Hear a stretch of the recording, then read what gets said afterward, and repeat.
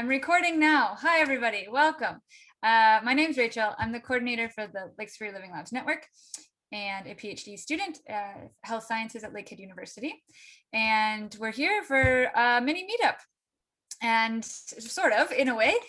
So we're here to introduce the Houghton Hub. Erika, I'm going to pass it off in a minute. We'll take over and share about the Houghton Hub. And I know we often do this, and you might recognize everyone's name on the call, which would be fantastic. But if you could put in the chat what hub you're associated with. So that might be Thunder Bay, Duluth, Sault Ste. Marie, or Houghton. So did I say that right? I hope so. Anyway, so if you're associated with one of those four, go ahead and plug it in. If you'd like to do more of an introduction of yourself, feel free to do that as well. Your choice. And you can read through those and see where people are joining us from today. Our next, this is my final announcement, then I'll just turn it over. Our next mini meetup is not quite scheduled yet. It's going to be about digital storytelling, the second or third week of May with Lindsay and Gavin and Laura Wiper and possibly one of her students in Sault Ste. Marie. So we're looking forward to that. And when that's nailed down, I will send everybody an email and a link and all those good things. So that's all from me. Erika, go ahead and share with us and let me know if you need anything. That looks great. Okay, and you can hear me okay, the two classic. Can you see my screen? Can you hear me? The lines of our past year. Well, thank you so much for inviting me here today. And the Houghton Hub, we're really excited. So to getting the feet on the ground and membership increasing here. My name is Erika, and I'm a geosciences research scientist at the Great Lakes Research Center, which is incredibly difficult to say once, not even 5 times fast. And I'm also part of the University Indigenous Partnerships Program at the Great Lakes Research Center.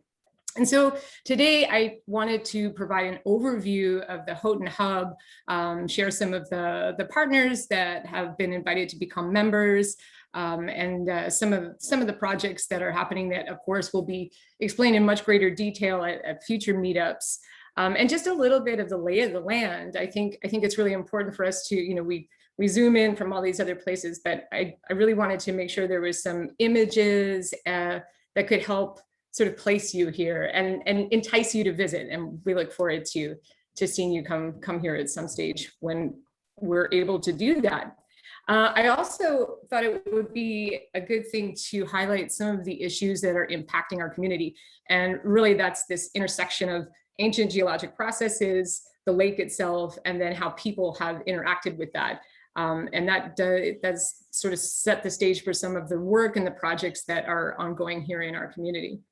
And I will take just a few minutes to briefly highlight some of my research interests and I'd be happy to elaborate on any of those at a future meetup as well. So the Houghton Hub,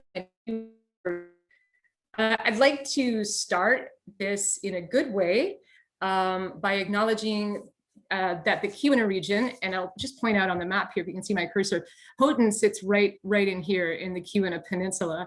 And this area is acknowledged as the ancestral, traditional, and contemporary lands and waters of the Anishinaabe, the Three Fires Confederacy of Ojibwa, Ottawa, and Potawatomi peoples, and their more than human relatives, which is incredibly important to note. So you'll see here, this is the Keweenaw Bay Indian Community Reservation that was established through the Treaty of 1854. And so the Keweenaw is in the area, the ceded territory that was established by the Treaty of 1842, the treaty with the Chippewa, and also known as the Copper Treaty. And we'll talk, as a geologist, I'm going to embed all kinds of geology throughout this presentation, which also sort of helps set the stage for where we are and some of the issues that we're impacted by. So yes, 11 Lake Superior bands of Chippewa Indians call this territory home. So I wanted to share that with you. And again, I mean, we're looking at the network. We have the lake that connects us, and as I'll explain a little later, the geology is connecting us in many ways. And of course, the passage of people and the cultural heritage connects us as well. As we know, the Anishinaabe have settled in all of these regions. So that's really important for us to note. So Michigan Technological University It was founded in 1885, and again, pulling on that geology, the reason the university is there, this area of the United States is one of the most well-mapped areas in the country, because there was 11 billion tons of native copper that were taken out of this region. And so the amount of mapping is incredible. And so the university actually started as a geological and mining engineering school, and then has since evolved to many other disciplines, of course. The campus sits here on the Keweenaw Waterway. Keweenaw is Ojibwa for place of passage. So there's a portage that goes through, and I can show you on a map a little later what that looks like. But this waterway kind of snakes its way out just past these hills. You would come out onto Lake Superior. So just to give you an idea of how close we are to the lake, we have 466 faculty, 1,124 staff, and nearly 7,000 students, which is mostly made up of undergraduates, as you can see. I am housed at the Great Lakes Research Center, and what I love about the center is that it's really interdisciplinary. So we have, people that are in social sciences or in geology or biology and engineering, and everyone can bring their fields of expertise to partner on research that focuses on aquatic ecology and ecosystem dynamics, or marine engineering and technology, aquatic resources, and those human dimensions. And something I'm particularly interested in, the education and outreach aspects of some of these things. So there's vast partnerships that are sort of brought together through the Great Lakes Research Center. And then that, of course, extends into community partners as well. And so I've just put up a few of the logos of some of the community partners that have been invited to be part of this network. And so sort of working with people to understand more about the network and the opportunities that are there to learn more about your work across hubs.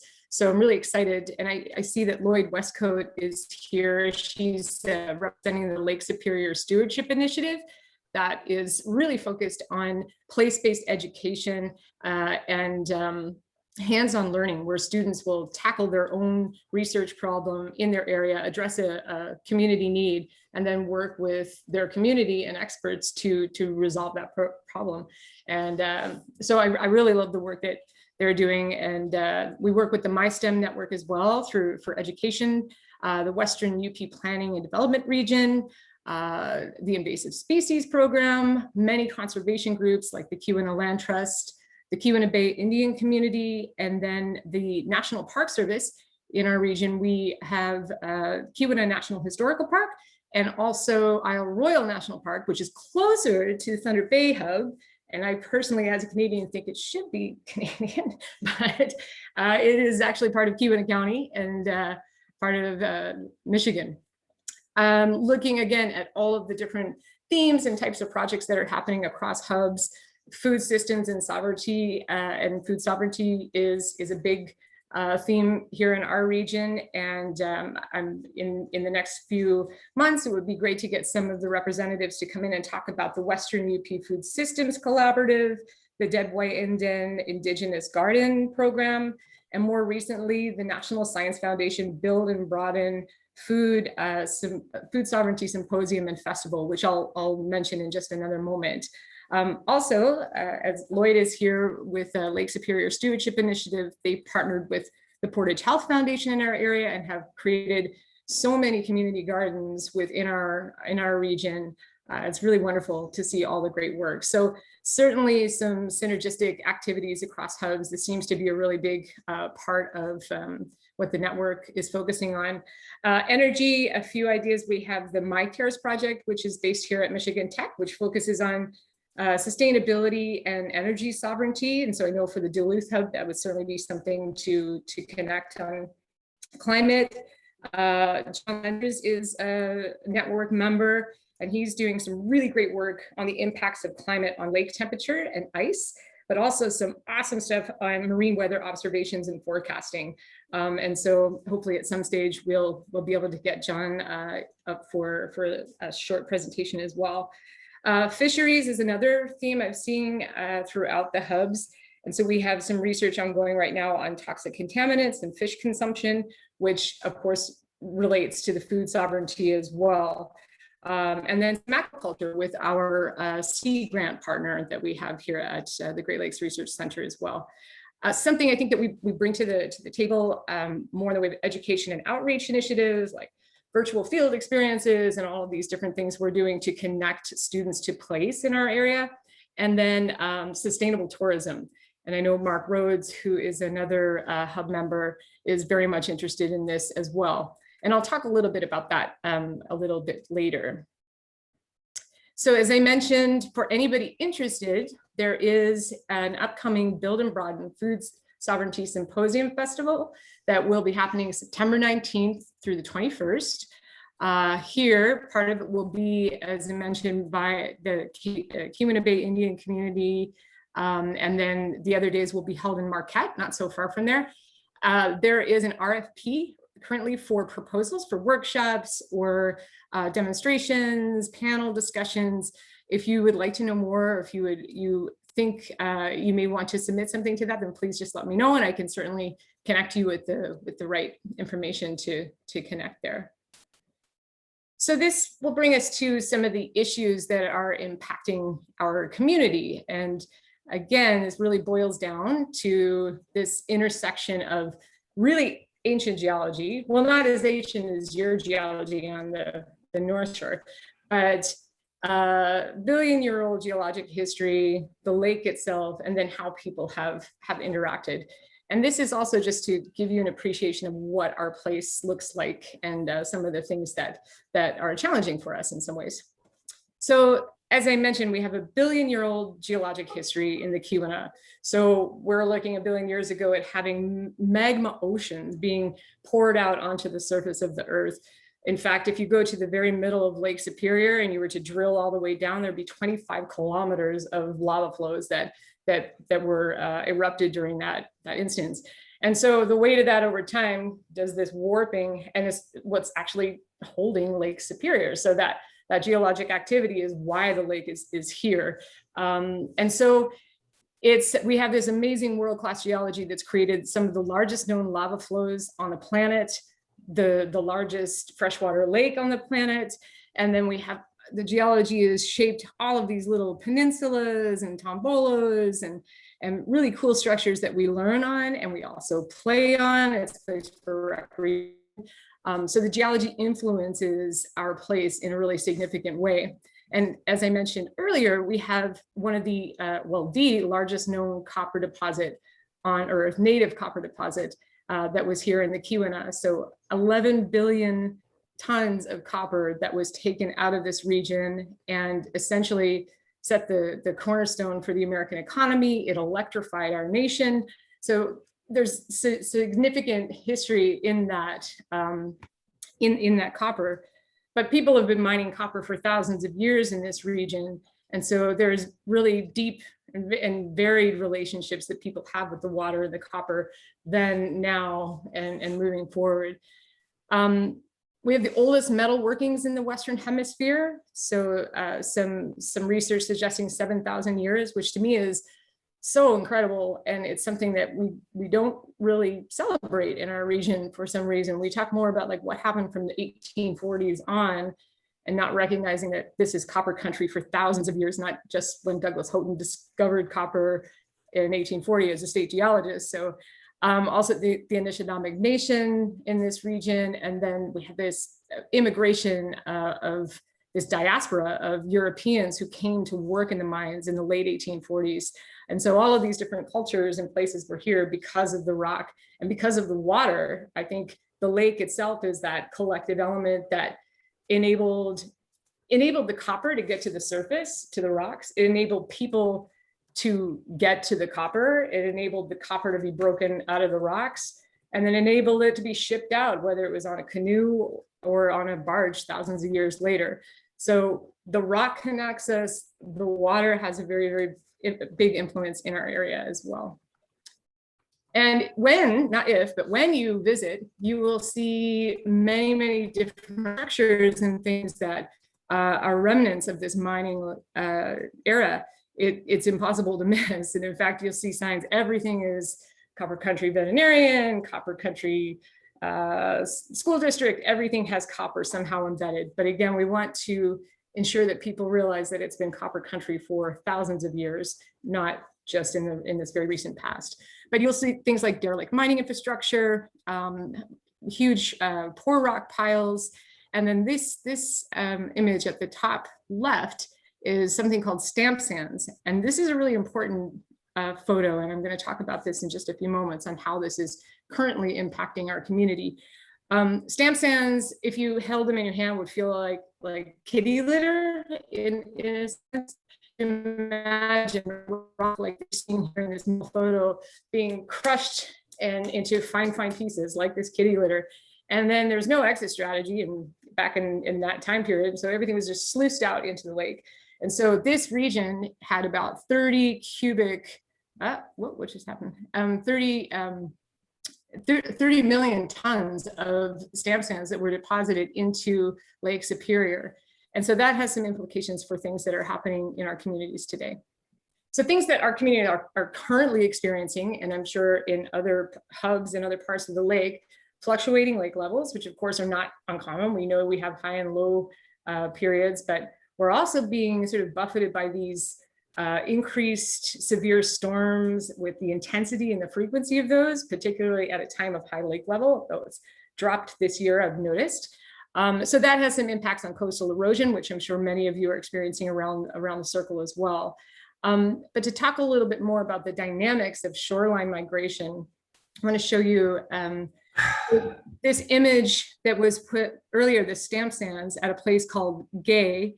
And so this is, if we're in the Keweenaw Peninsula, we're right about here on the map of where this place is located. So these stamp sands, and again, think about the Keweenaw Peninsula like juts up out into the middle of this lake. So you get these crazy currents that come ripping around, Coriolis effect. And what that does is moves and shifts these stamp sands that had been put there 100 years ago, and they start moving down the coastline. So you can see so Gay is up here. That's where this photo is taken. And that stamp sand is moving down the coastline. And I can't see it because the bar is over it, but there's a little breakwater there, and you can see where there's white sand and then there's black sand to the north. And so this is a really, really big deal. Another sort of layer of complication to this, if you look at the Buffalo Reef, this is a major spawning ground for whitefish and lake trout in Lake Superior. And this is impacting the fisheries in some way because these stamp sands are covering this spawning ground and not enabling the fish to spawn and populations to grow. And so this has significant impact for the Keweenaw Bay Indian community, who rely on this for commercial fishing and subsistence fishing. But as they identify as fishing people, this also impacts their cultural identity. And so there's many projects ongoing in our community that are addressing this what I would say is unique or endemic to our part of the lake because of this mining activity. So again, these unintended consequences. And so here's another instance of the stamp sands. And this, we're just down here at the Lance at the Lance Reservation. And a little further up, about 4 miles north, there's a place called Sandpoint, which is a really valued spot for the Keweenaw Bay Indian community. This is the site of the powwow grounds. It's used for ceremony and healing and recreation. There's a campground out there, and there's some burial grounds in this place as well. And medicine chest. There's many, many different things that people use for subsistence uses in our community.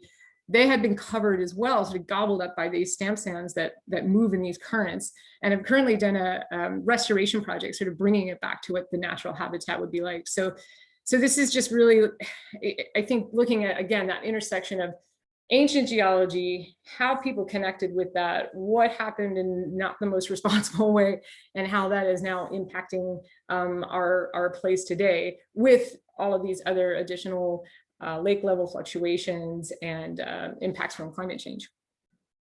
So I'll briefly describe just a few of my research interests before finishing up here.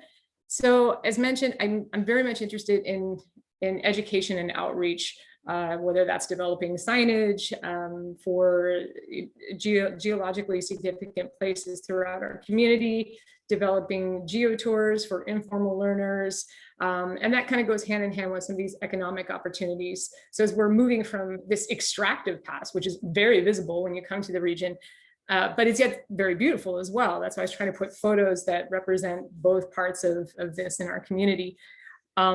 But what are some of the things that we can do to promote sustainable economic development in our community? Also elevating other ways of knowing about Earth system science. And another aspect of work that I'm really interested in is conservation and looking at making sure we have public access to land and water. A lot of the really amazing sites that people want to visit, ensuring that there is access. So I'll just describe just a few of those projects. One is rooted in a UNESCO designation, a UNESCO Global Geopark, which is, if you're looking at, like, people are familiar with the World Heritage Site program or the Biosphere program, and this would sit at the same tier but it's focused on world-class geology with really compelling human story that accompanies that. And we certainly have that here with thousands of years of copper mining and all of the people that have passed through this area. And we live in a place of superlatives, in a sense. We have the largest mine hoist in the world, tallest waterfall in Michigan, the largest known lava flow, the biggest lake. It goes on. And I can't wait to take you to some of these places when you come to visit. But it really is an amazing place geologically. And so this is a designation, and it's an international designation that could attract people to this area for experiential tourism and educational tourism. Another designation that we are currently pursuing is a National Marine Sanctuary, and this is a NOAA program. So these are areas of the marine environment that have special historical, or cultural, archaeological significance. And in most cases, there are about 15 of these in the US. Currently only one designated in the Great Lakes. Most, as you can imagine, are on the coast. And this is a really great opportunity for our region. The other sanctuaries focus on shipwrecks or maybe marine environment, but ours, we're really looking again at this story of the submerged geology, these mineral veins that snake down into the lake, and then the story of the copper, the story of that water, that intersection, and how this could attract people to our area like a geopark. And then another tourism aspect is looking at the water trail. So the Keweenaw Water Trail runs around what we call Copper Island. And this whole area is just ringed with incredible geologic treasures and lots of places for cultural history to be interpreted. And so this is a project I'm really excited about, in addition to safety. But to get people out paddling and to visit this space would be great. Other aspects of research, I'm interested in ethnogeology and two-eyed seeing. So interpreting our geologic features and landscapes. So you're using one eye, thinking through the westerns, and the other eye is thinking through the indigenous Great Lakes knowledge, and then they focus to see something in a really beautiful way. And if you're interested in the two-eyed seeing, that's an elder, a Mi'kmaq elder from Nova Scotia, Albert Marshall, had written some really beautiful papers with others on this particular philosophy. And I think it's beautiful, and it really describes how I want to work with people in our community, that these other ways of knowing are so rich. And part of this project is also looking to elevate the indigenous culture and language. So if you look at a map of the Keweenaw, it'll have Schoolcraft, Houghton, and all these Europeans that have come over and lived in the area, and instead of what the original place names were. And so we've got Glyphwick put out this beautiful atlas a few years ago that describes all of those place names. And I can direct you to these resources if you're interested. But what the Mishomis, what the grandfathers, the rocks, what they tell us are tremendous stories, and honoring and recognizing that these are the oldest living ancestors, and learning from their stories is really important part of the work that I'm doing here in the Keweenaw. One other note on education, the Kiowa Bay Indian community has been incredibly generous in sharing their water ceremony with our community. And so the water walks are a really, for me, an incredible way to connect our community to build stewardship and appreciation and awareness for the lake. And just understanding that it's not just there, we have a direct relationship. It's not just a connection, it's a very, very, very beautiful relationship. And so the water walks are just a wonderful way to bring people together. And again, a lot of these things that I'm just kind of flying through some of these, but would be happy to talk in more detail at another time.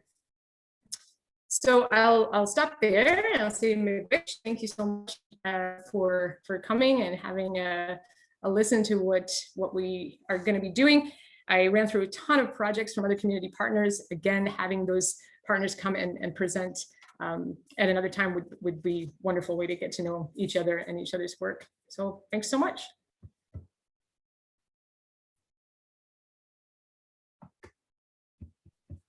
Thanks, Erika. That was fantastic. That was super helpful. I can't wait to be in the same place with you, because I always walk around up here and I'm like, oh, this rock's really cool, but I don't know what it is, and I want to know what it is and how it got here. And anyway, so my partner is like, well, I don't know, and I'm like, I just need a geologist to come on my hikes with me.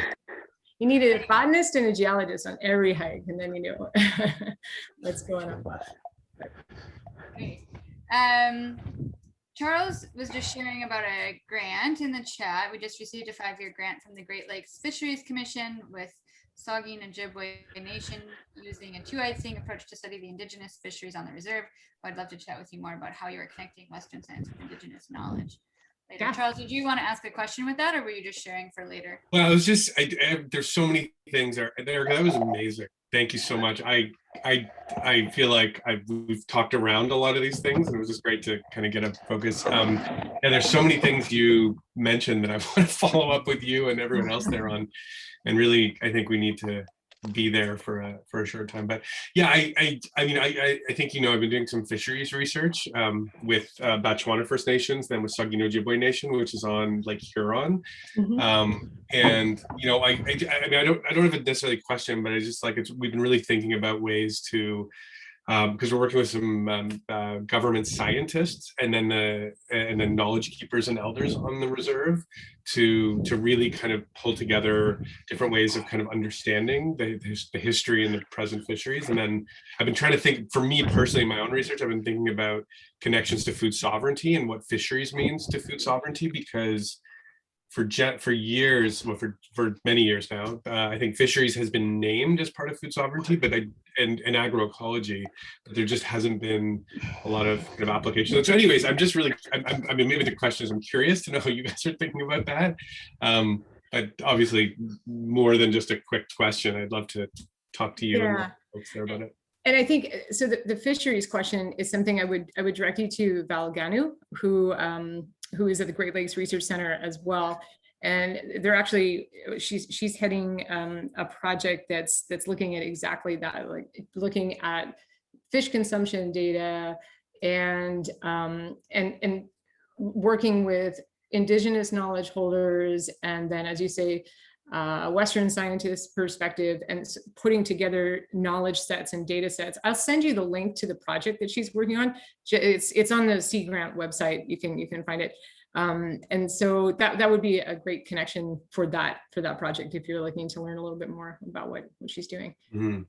Yeah, and I think it's interesting. I wanted to name the Great Lakes Fishery Commission specifically because it's a binational organization. So, and you know, they funded the project specifically because of the two-eyed seeing approach. So I think it's really important. I mean, I'm also thinking about like how to take some of the work we're doing on different sides of the, you know, border and really kind of try to inject it more into these larger institutions that, you know, in theory by design should be thinking about, you know, how to like, they're not kind of limited by the border in some ways. So it might be interesting, like this two-eyed seeing approach might be something that could be really kind of injected into their way of doing everything down the road, because they do have a lot of money and influence. So I agree. I think that's a really good idea. And that's something that, through the University Indigenous Community Partnerships program that we have at the Great Lakes Research Center, and Val and I are kind of coordinate that. She's the director of that program.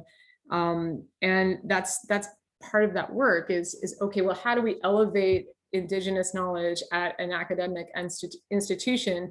And how do we work with timelines that differ somewhat to be accommodating and understanding that it's not the same in every institution. There are Earth timelines, there are institutional timelines, and they can get a little blurry sometimes. So yeah, I think doing that kind of thing is really helpful. So. Thanks. There's been lots of comments in the chats about other folks who are using that approach, which is really lovely, or looking to do it. And I think that's exciting. If folks, anyone who hasn't been with us before, we just kind of open it up for a chat at this point for the next 20 minutes. So feel free to just unmute and ask a question, or if anyone who's added in the chat wants to elaborate on that, feel free.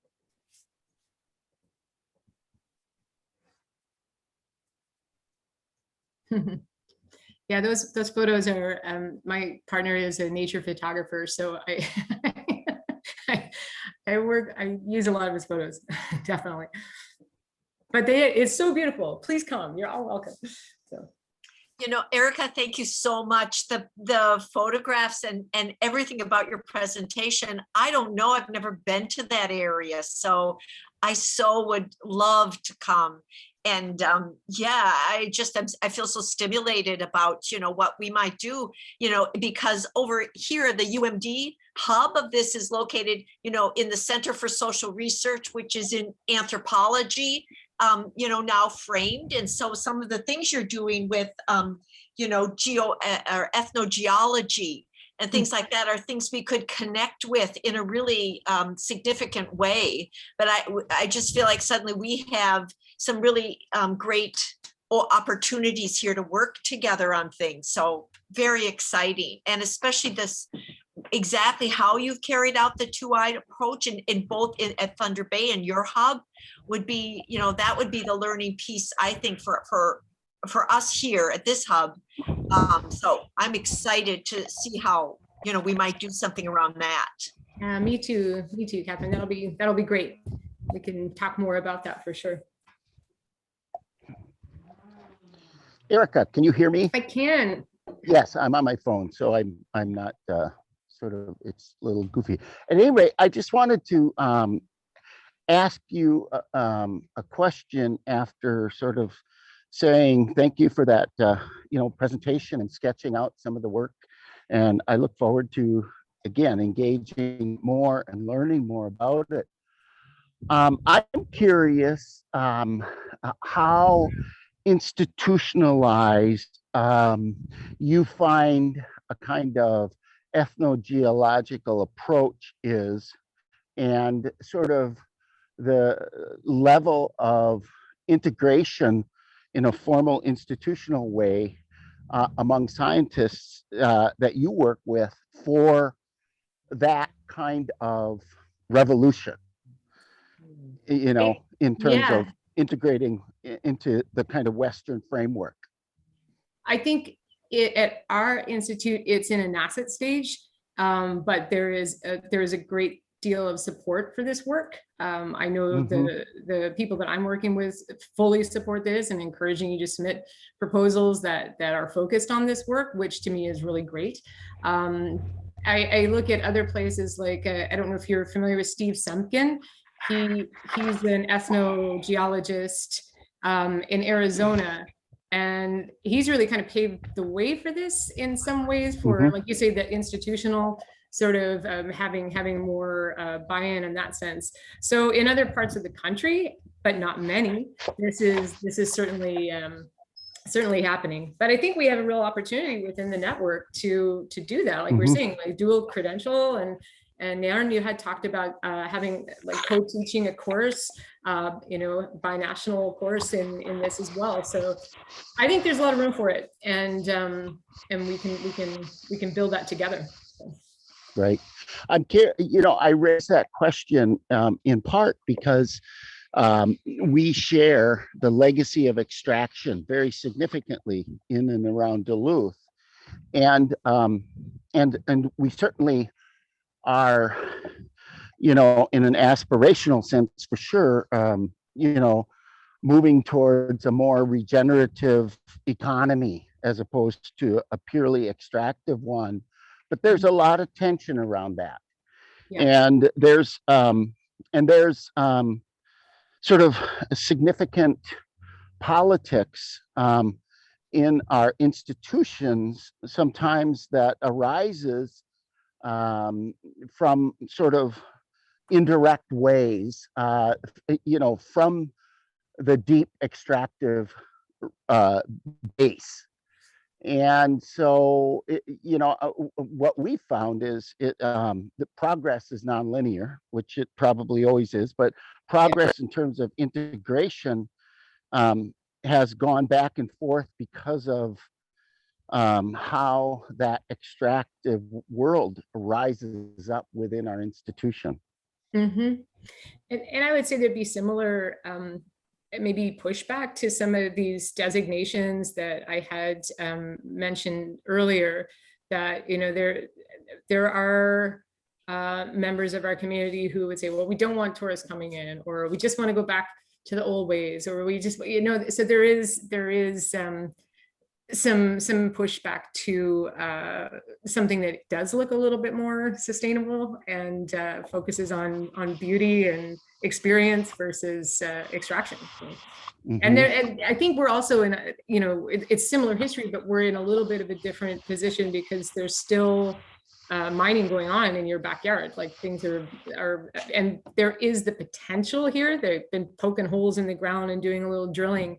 But then there's that question again of what's more economical, like a 5-year mining program that's going to devastate the area and have trucks running everywhere, or building experiential tourism. And so as these things develop, there'll be more questions. I hope I'm not, putting the elevator music pamphlet out and saying, yeah, this is happening next week. Because it's not at all, because I'm very familiar with sort of the version of that happens here, and it's significant, in Duluth, the kind of rise of the regenerative eco-based economy. Yeah. But there is this very powerful reality of a legacy of extraction. Mm-hmm. And I'm not putting Mark on the spot, but Mark, you may have something to add to that. Mark does a lot of work on sustainable tourism, and so yeah, chime in, because I know that this is your wheelhouse. So I was actually just about to start typing. No, I don't know how much I really have to add, other than I think we might be a little bit better off as far as those issues you bring up in Duluth, because of there's already this kind of there's a culture of sustainability, even though they might not know that there is. the people. So I'm really impressed by the push toward the human power sports movement in the Keweenaw, and how it's just exploded in the past few years, which includes kayaking but mountain biking probably more than anything else, cross country skiing, but my students who are from the area even are kind of starting to get on board, whereas I would always expect to get more pushback that, oh, we need snowmobilers, we need the ATVers, we need all of these less than sustainable and desirable maybe methods of tourism, and they absolutely on board with this idea of human power sports, and as just like one example here of maybe we're one step further than where Duluth is, and I think it has to do with the where we are is in the industrial heritage of the area. I'm from the social sciences department, and we have the PhD and MS degree in industrial heritage and archaeology, and so that's kind of where we focus on in our research. Yeah, thanks, Mark. Just what you said about that, sort of like looking at human powered versus motorized sports, and so I'm a part of a group called CORC, the Keweenaw Outdoor Recreation Coalition, that's looking to secure the tip of the Keweenaw. And it's come together really organically. And I think this is, I mean, it was kind of a, I don't know, best practice, but sitting down and having your steering committee was the head of the ATV club, the head of the snowmobiler club, you know, the bikes, because in that area, the biking scene kind of eclipses everything, but to have that whole group talk together to say, if we don't work together, none of this is going to be accessible to anybody. So, and that seems to be working actually really well. I'm really impressed with how that's gone, and hopefully it stay the course. Mhm.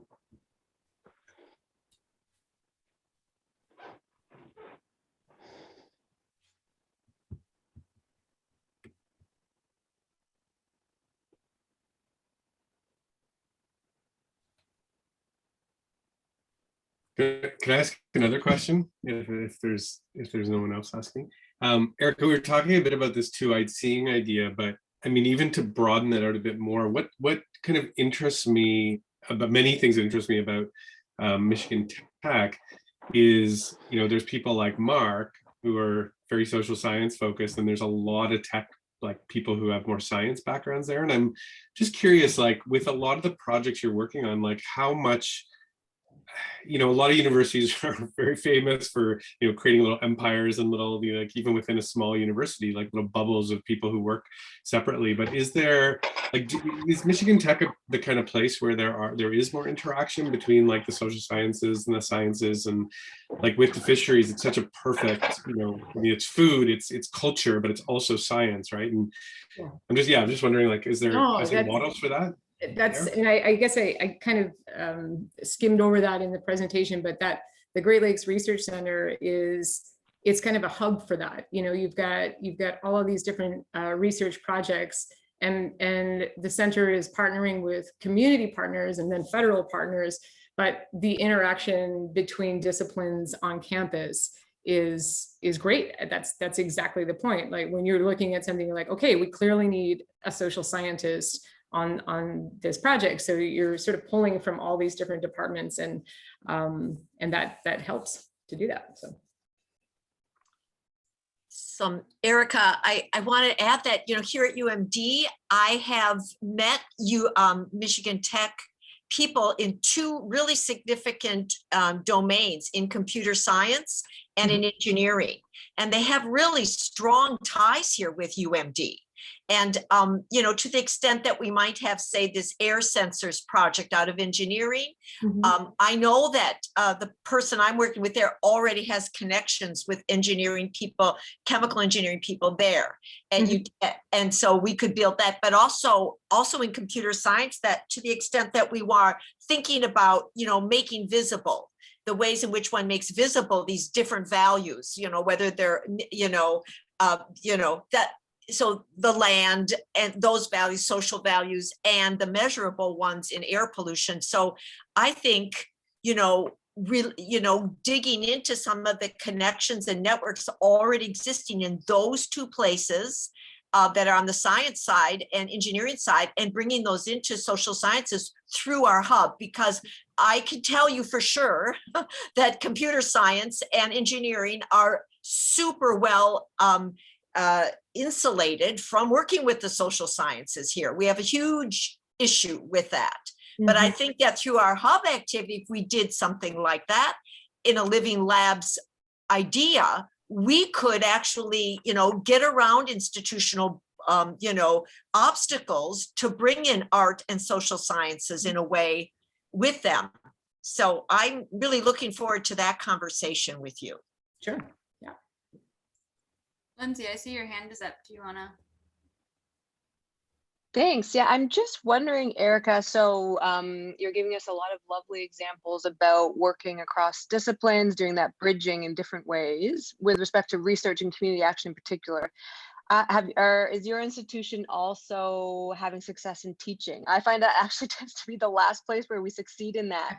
And there are just so many, you know, these institutional structures are just so rigid in Mhm. teaching. Do you have any nice examples you can share with in terms of teaching and Yeah, section? I do actually. So earlier this year, as part of an Idea Hub project that's funded for exactly this reason, they're like, okay, how do we get more integrative teaching at Michigan Tech and more experiential teaching? And so myself and 5 other researchers put together these local literacy modules, and I can share that in an email, which is really looking at, okay, so we're 6 different researchers, and you're a chemist, and you are an archaeologist, and you're a geologist, and we came together and developed these experiential modules that could be used as like an intro level course. So you're coming to tech as either faculty or a student, and you're able to do these modules to become more rooted in the landscape. So that would be sort of an intro to the place. And then the other example, which was a class that just finished up, that Valganu, who I just mentioned earlier with the fish consumption information, she led a class this past year. It's called How We Talk About Our Earth. And that class invites Indigenous teachers and knowledge holders to come into that class each week and talk about different aspects of the lake and the landscape. And then everybody, it's open to anyone. So we have faculty that'll join in on that session. And I think that's a really great way to kind of integrate, get people understanding that there's more ways to think about things than just through the Western lens. So and other faculty are including these ideas in their courses as well through field work and others. So yeah, I'd say there's some good things happening there.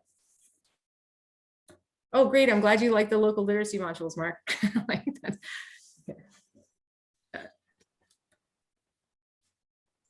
That sounds awesome. Thanks for sharing about that, Erika. Yeah, Lindsay, your hand is still up, but I'm guessing it's a holdover from before. Yeah, sorry. Yeah, no worries. Charles had asked, and it looks like Mark had started to answer, how non-Americans connect with research centers. Oh, to become a member. I'm not sure about becoming official member of the Institute, but I can check into that. Yeah, I can look into that and find out what would be entailed in that. I'm not sure if you need to be at Tech or how that works, but can let you know. Yeah, I'm not I'm not necessarily interested in becoming a member. It's more just like connecting with people there, and I don't know how they work, or if there's like seminars or things, or through, I mean, obviously through you, yeah, like that's Exactly. part of Through the myself, value through John, through Mark. Yeah. So. Yeah, I don't need to connect independently. It'd be nice to maybe when we come down sometime to have a thing. Yeah, we can certainly do that, but I'll put the modules. I'm just going to pull this up and put the modules in the chat here if I can find them really quickly. Awesome, thank you. Yeah, lots of interest in that. And just so folks know, we haven't updated the Living Labs Network website quite yet with the Houghton Hub details. We wanted to learn a bit more and get some of that a little bit more finalized before we started posting things. So we will send that out when that's done. But anyway, so some of this information will probably be shared there, and this presentation in particular is being recorded and can be shared up on our mini meetup. Great list of records. Yeah. It also, I'll leave it open. Luckily, we've had a lot of time to chat, but I know people also don't mind a Zoom meeting ending a few minutes early and these days. So any final questions for Erika? Otherwise we can call this one. Gavin, yeah, go ahead. I'll just come on video. Erika, I loved your presentation. I loved when you're talking about copper. And I think Rachel put this in the chat, just looking at the time span of copper and how it's been used. And Thunder Bay has been a harbor here, right? And I think if we're taking a two-eyed seeing approach seriously, right, looking at how that was used in ways outside of the grid, right? Like you said, that copper has put America on the grid, right? And we tend to think of electricity and energy in this very Western formatted way. I'm just wondering if there's just any more from your passion that you'd like to share in terms of, are we looking at energy the wrong way? So that's a whole lot there. I hope you just start and eat away at it. I think one of the things that we've been writing about in other places is the significance of copper, that copper is sacred. You know, and the Ojibwe people use copper in ceremony. That's that image that I had showed of the water walk. The water walk, when you're carrying the water, it's carried in a copper pail because it purifies water. And so copper is very much part of the value system of the Anishinaabe for thousands of years, and finding these things in either fishing hooks, other tools, but ceremonial objects as well, like just the significance of that. And that this place is special because it's the place where copper grew on the mountain. So you're not, you could, I mean, you have to think about when the glaciers scoured this place and you were walking around and you'd be red metal jetting out of the ground and you're like, whoa, what is this? So people were using these things clearly for a really, really long time. And so I think there's a lot of beauty in that as well, that it's not just, like you say, electrifying the nation and it's all about the money. There's the beauty in the ceremony and what the value of that. The Medewin Lodge, which is not so far from here, closer to Lac Vieux Desert, uses, you know, copper to begin ceremonies. It's purifying. It starts there. So those other aspects of copper are really significant, and I think, yeah, need to be in. So thank you. I like that you asked that question. Yeah, and I just wanted to share too. There's a great movie made by a local here in Thunder Bay called Angelique's Isle, about Isle Royale and the copper there. I want to watch that. Anishinaabe and Western, yeah, that sort of exchange. And I see Naren in the chat said evidence of copper trading in the Sioux too, right? So I think this is really at the mineral level, something that connects the lake amazingly, and copper is conductive. So yeah, anyway, thank you. Oh, that's beautiful, Gavin. That's so beautiful. I love that you said that, the connective and conductive, and that's really nice. I just, you know, I put in the chat that, you know, we had a major Minnesota Supreme Court case on copper just 2 days ago, because the largest copper mine in the world is, you know, being, for 10 years, they've been trying to build it here in northern Minnesota in these waterways. So we are, you know, so there's a huge fight around that right now, and a lot of framing. And I do really think, Gavin and Erika, that, you know, a two-eyed seeing approach that would, you know, connect copper and energy and things like that would be, you know, get around a lot of the contested framework of how it's been framed here. I think that could be, you know, really significant. So yeah, very excited to develop that with our hubs. Yeah, no, I super appreciate that, Gavin. Yeah, and Catherine as well. It's great. Yeah, and I think Charles just put the link to Angelique's, or an article on Angelique's Isle. Thanks, Charles. Yeah, thanks everybody. Great resources. And Mark shared about a book that's come out, Swansea Copper, Copper's Life and Death. Yeah, lots of good resources for all of us. I think it's about time that we wrap up though. So I wanted to thank Erika again for sharing all of this great information and answering our questions and engaging in dialogue, and all of you for being here. We really appreciate it. Hope it was helpful and informative. And you'll get an email from me if you're on our list about our next mini meetup. If you'd like to be on the email list, just let me know in the chat. That's fine too. We can add you in there. Otherwise, yeah, go ahead and have a great afternoon and good weekend, and we'll see you in May sometime. Thanks so much, everyone. Have a great weekend. Great. Thanks, Rachel, Erika. Bye-bye. Thanks, everybody. Thanks, Erika. Bye now. Take care. Awesome. Oh, I wanted to copy the name of this.